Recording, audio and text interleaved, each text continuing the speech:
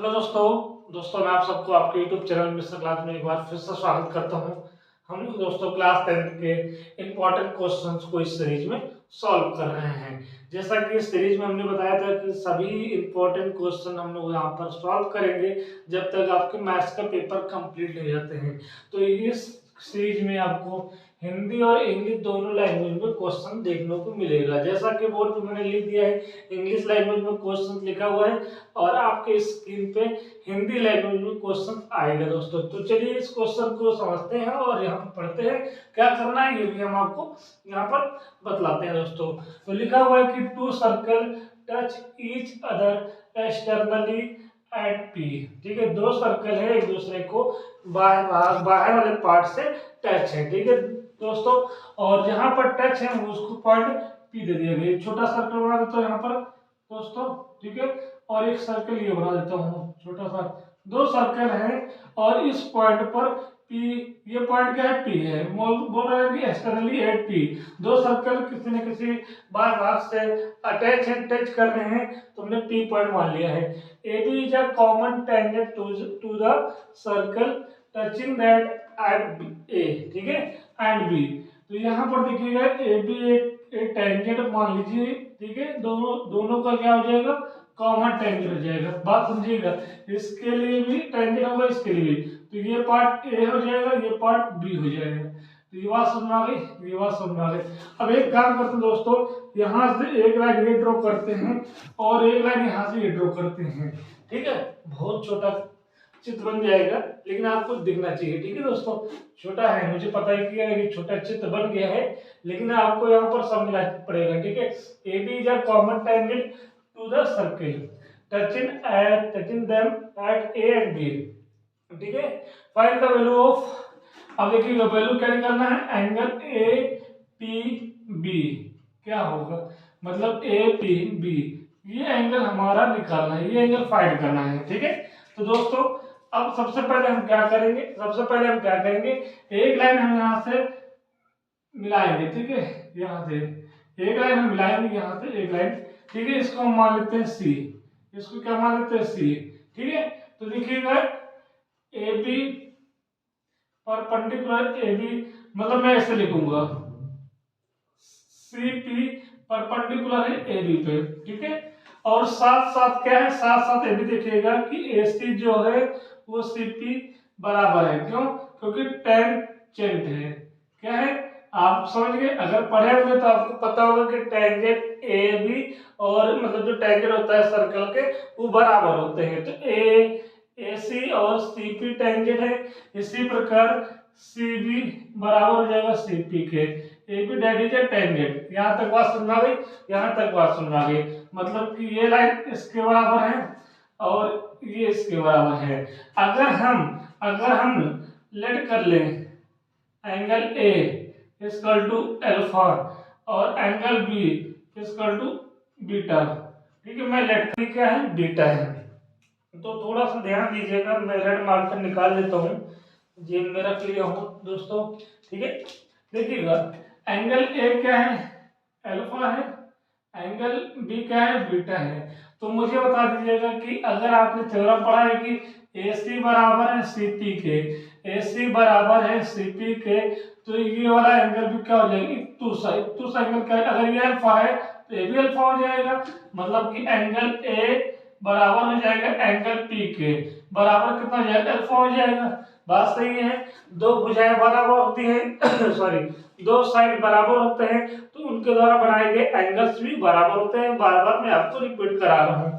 ठीक है, तो एंगल ए और पी बराबर हो जाएंगे, तो अल्फा हो गया। अच्छा दोस्तों, यहाँ देखिएगा एंगल बी जो है एंगल पी के बराबर हो जाएगा। बात सही है, मतलब ये साइड और ये साइड बराबर है तो इसके द्वारा बनाए गए एंगल भी बराबर होंगे, तो ये भी आपका ये क्या हो जाएगा, बीटा हो जाएगा। बात समझ आ गई, बात समझ आ गई।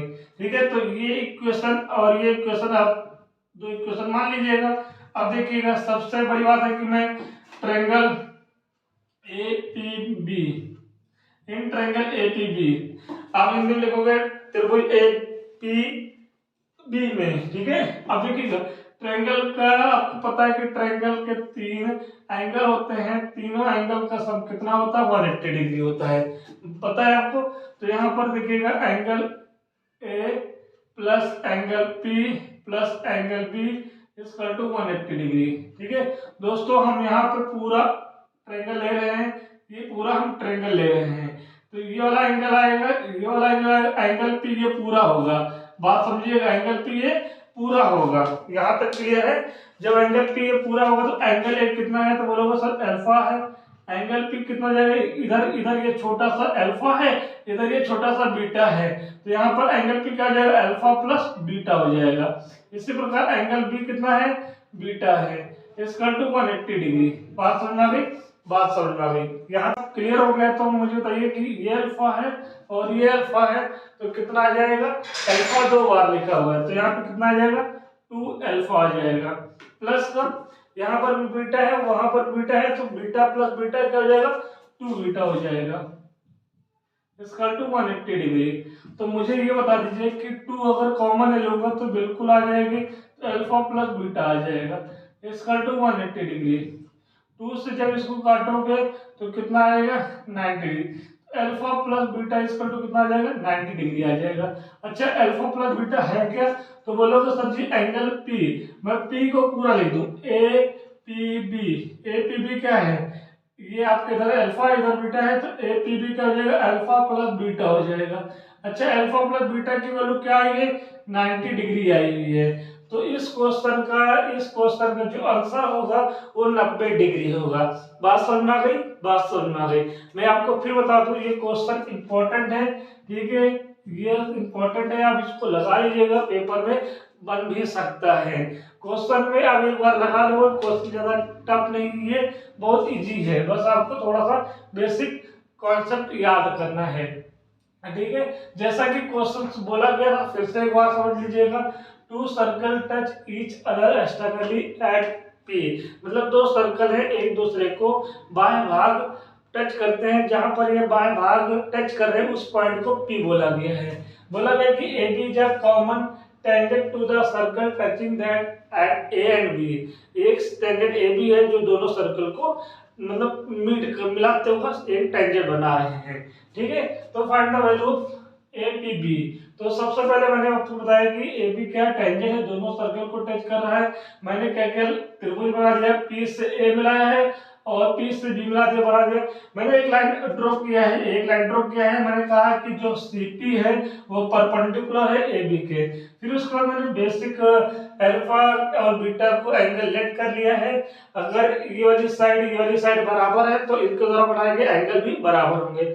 जैसा कि मैंने सॉल्व किया है 90 डिग्री आ गया दोस्तों। तो इस क्वेश्चन का आंसर आ गया है, आप इसको देखिएगा, अगर आपको समझ में आ रहा है तो चैनल को सपोर्ट जरूर करिएगा दोस्तों। और आपको बताना चाहूंगा कि बहुत जल्द पेपर खत्म होने के बाद न्यू सेक्शन स्टार्ट होगा, बेसिक से पूरा आपका high school 9th 8th first year 12th सब पढ़ाया जाएगा, मैथ आपको बेसिक से चैप्टर वाइज, तो आप देखना ना भूलिएगा दोस्तों, ठीक है। चलिए आगे हम कल मिलते हैं। जय जय भारत।